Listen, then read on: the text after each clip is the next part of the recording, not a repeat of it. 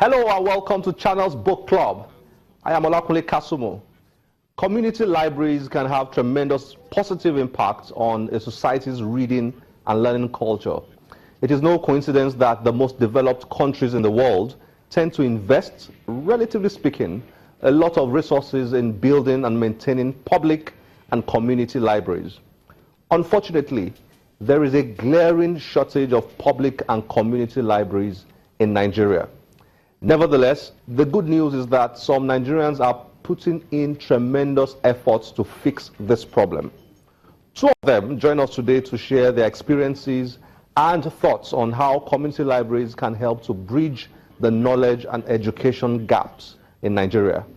They are Adedapo Konde and Oluwatoyin Omotayo, a young man and a young lady who have spent the last few years of their lives working hard on a dream to see young people in our local communities have access to books and learning. I often call them the community library builders. Enjoy our chat. Dapo Toyin, thank you for joining us on Channel's Book Club. Nice to have you here. Thank you for having us. Yeah, I like the work you're doing, trying to create libraries at local community levels. You know, it's a fantastic vision. Thank you. Fantastic vision. But let's start from there. Let's start from there. What's driving you to do that, and how is it going? If you look at the state of our educational system in Nigeria, you realize that we are in dire straits, and because of that, a couple of young people, including me, decided that instead of harping on the challenges you are facing, why don't we do something about it? And that's how the idea started up. So we've set up, we are starting with a library because we know that there is a dearth of infrastructure.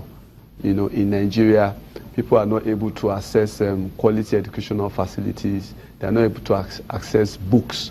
So we decided to set up the library. So if you say there is a dearth of, or there is the state of reading in Nigeria is going down, how can we solve that problem? Yeah, I think that's where we started. And that's why you planted the library within a local community. Local community. Rather than, I mean, you could have set up a library anywhere else. Yeah, you know, if you look at the population distribution, you realize that grassroots communities are more populated. You have a lot of people living in those communities, and they don't have access to enough social amenities. Their schools are very populated, and they don't also have good facilities to accommodate the students in the school. And even the infrastructure in the community is not enough to cater for the number of people living in those communities. So when you set up a library in a grassroots community, you are giving them opportunities. You are opening them up to opportunities by doing that, and that's why we started from there. Okay, I mean, there's a lot to talk about with regards to what inspired you and how you've gone about it. But our primary subject today is that connection between local community libraries and improvement of the whole educational sector, or bridging educational gaps or knowledge gaps, you know, within our society. That connection, you know, I like the way you are emphasizing the link between creating local libraries, community libraries, and bridging the knowledge gap, bridging the education gaps and all that. Talk to me a bit about that. I think basically we found out that what is obtainable in Nigeria is the top-bottom approach. Everybody's waiting for the government to do things, and we found out that that's not going to work. We have to go through the grassroots, like we go the bottom approach. So we have to go through the communities themselves. We have to help ourselves get things done academically or intellectually. We found that there's a debt, and for countries that are actually having high literacy level, the Scandinavian countries, and then you have less troubles, is because they are well educated, they are well enlightened, and that's because they have active libraries. They have libraries. It's not just the schooling system. You know, there's a difference between being educated and going to school. So, and most people get educated by having access to these books. And we felt, oh, the best way for us to do it is to go through the bottom approach, go to the communities, go through the underserved communities where we can actually help them harness these facilities. So we've done that in Ojokoro, and we've been able to duplicate them in some neighboring communities. And we're hoping to do much more and help establish, and just not establishing libraries too.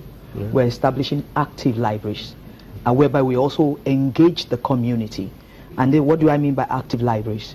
We have libraries that there's this portion of library that we call user education.